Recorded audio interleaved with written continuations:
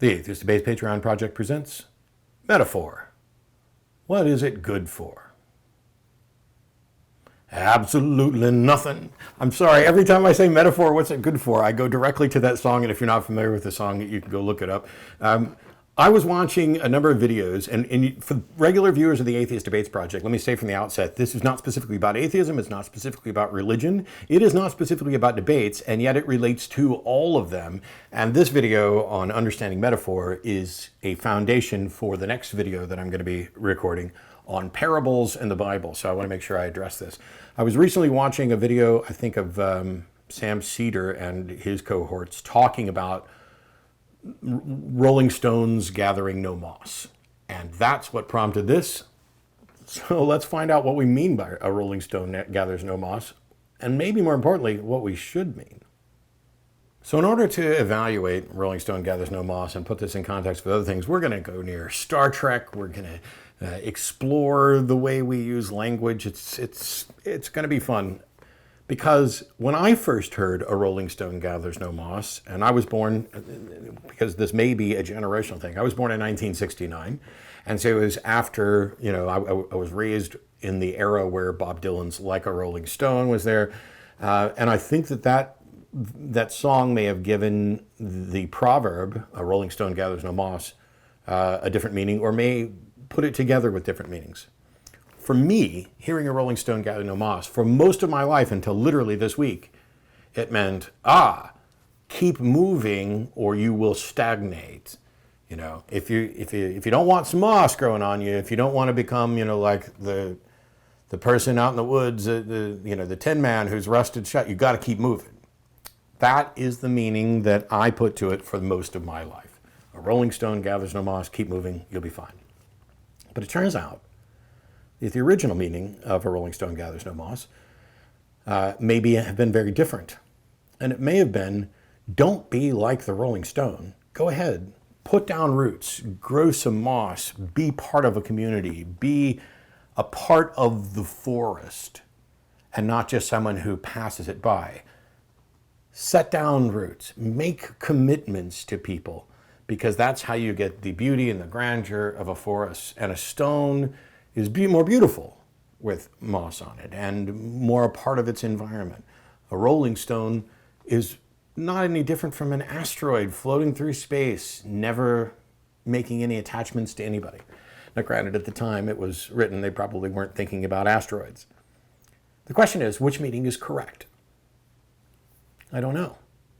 And that's the beauty of proverbs and metaphors, is that they really are a test, and they're used as a test by psychologists as an ability to determine how good someone is at abstract thinking. Because if you ask someone, what does a Rolling Stone gathers no moss mean? And they give you a literal, a rock that is moving doesn't have time or isn't going to be covered with moss. Maybe they're not very good at abstract thinking. If they give you the next level, which probably the one that I grew up with, which is, you should be like a Rolling Stone so that you don't get moss on you, so that you're constantly moving, you're not being tied down. And then there's the alternate meanings. So we can use metaphor, proverbs, simile, things like that, to see how good someone is at abstract thinking. But what we're really doing, what we're really recognizing, is that we're taking a passage that is non-literal. We're taking a passage that is specifically constructed for interpretation, for beauty and poetry. So, what if that were reversed? What if the original meaning and the modern meaning were inverted? What if it originally meant what I thought, and it might have to somebody, and now we have a different understanding of it? Or what portion of the population, the English-speaking population that's familiar with that proverb, has this understanding A versus understanding B? Metaphor is a terrible way to communicate clearly. It is a wonderful way to communicate abstractly. When you're more concerned of inspiring people to think and consider, a metaphor is a wonderful thing. But if you actually had the intent of communicating, I think it is better for people to settle down and build communities. Saying a rolling stone gathers no moss does not communicate that effectively. I'm reminded of one of my all-time favorite Star Trek episodes from Star Trek The Next Generation. I think it's season 5-ish, where they run across the people who speak only in metaphors. And so Picard ends up being transported down to the planet, and it's Shaka when the walls fell, and Darmok and Jalal and Tanaber where I'm going to forget the name because of course I am now. Darmok and Jalal at Tanaber, Shaka when the walls fell. What do those things mean? Well, I love the episode. Don't be wrong. I've already gotten at least one of the names wrong on this, and I'm sure that somebody will be emailing me to correct that. But I love the episode, and the episode is horribly broken. Because the truth is, using the words, Shaka when the walls fell, include the words, the walls fell. That phrase, the walls fell, is not in and of itself metaphor. It is describing a clear, concrete concept. Walls fell. It can be used in a metaphor, but it can only be used in a metaphor if the person you're talking to knows what walls fell means. Both literally, because they're going to need that imagery, to get to the imagery of the metaphor. So a metaphor, if it's to communicate a clear idea to someone, must include more than a concrete sentence, because you have to use the words. I don't know how the Universal Translator got the words correctly, or, we just pretend for that part of Star Trek. It's not like the Universal Translator was going. The Universal Translator had problems with their metaphoric language. So don't ask why it was in English words and why Picard was understand. This entire episode was a metaphor for communicating by a metaphor. So you couldn't build a primarily metaphoric language. The very notion that this spacefaring community of people exist and yet they speak only in metaphor is on its face absurd. That just isn't something that could happen in reality, because you can't build a metaphor until you have the concrete understandings. And if you have the concrete understandings, you don't need the metaphors only to communicate.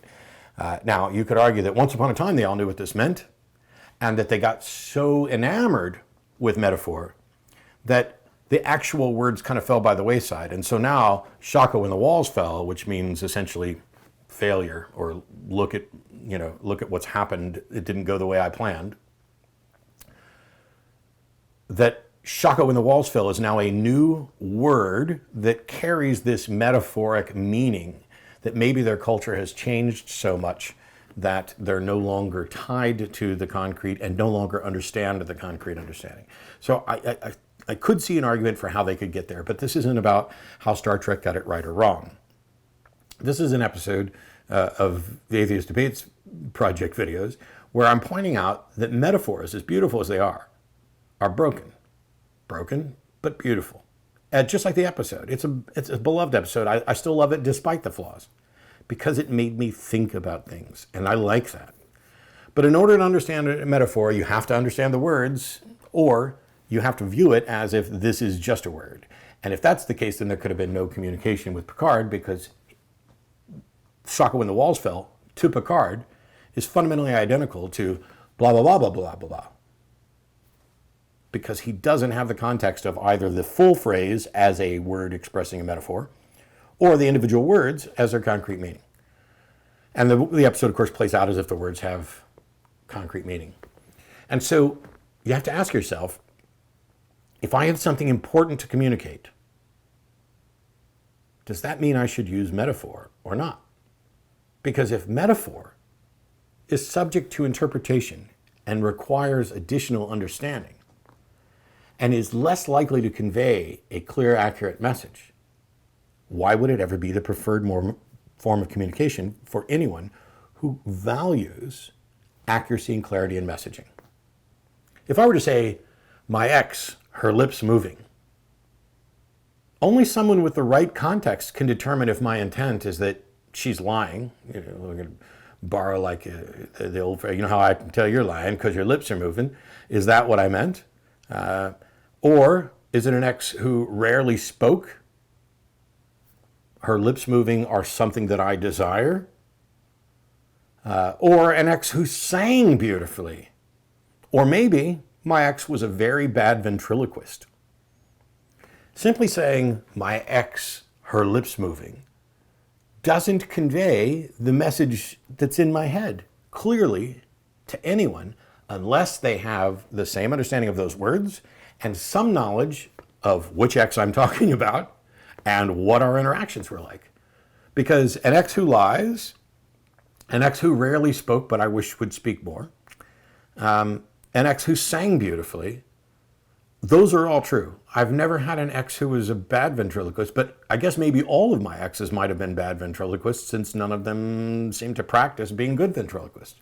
So maybe all of those apply to various exes. So if I have an important message to tell you, why on earth would I ever speak in metaphor? Don't get me wrong. It's a beautiful thing. And it's interesting and it's great. I'm not opposed to art. I'm not opposed to poetry. I'm not opposed to manipulating language in colorful ways. I'm not opposed to speaking in ways that require a little bit more than surface thought. All of those things are good. But if you've got an important message to convey, metaphor doesn't seem to me to be the way to do it. Some of you are watching and saying, well, this is obvious. The meaning of a rolling stone gathers no moss wasn't necessarily obvious to me. The second somebody said, the instant they said, hang on, do you mean this or this? My brain went, wow. I've never considered that it could be the other way. And there are people who will mock that. People are like, oh, Matt, you're 50 years old or 51 years old or however old, you're old. How could you not have ever thought of this? Well, I just didn't. It was never presented to me, which is one of the reasons why I wanted to present it to other people. Because the only thing that I'm taking away from this as a, good job, Matt, way to go, pat yourself on the back, is that the instant someone presented me with the option to consider that something I had long thought meant one thing could and probably did mean something else at a different point, I accepted that possibility and began thinking about it and exploring it. I didn't just sit by and say, no, here's what it means. Now, this is much easier to do with metaphor. So why am I doing an Atheist Debates video about metaphor? Well, first of all, because it interests me, and sometimes I'm just going to do things that interest me and maybe enlighten me or maybe encourage people to think differently, because one of the things I love to do is to help people think or make people think. But there's a bigger reason, and that's because as soon as I'm done recording this video and I go get some food, I'm going to be recording the last video for the month of October, which is about parables, which are essentially biblical metaphors. And that, to me, seems like a potential problem worth exploring. Why would the creator of the universe, the governor of reality, communicate with people in parables, in metaphors? Let's take a look at the next video. I'll see you next time.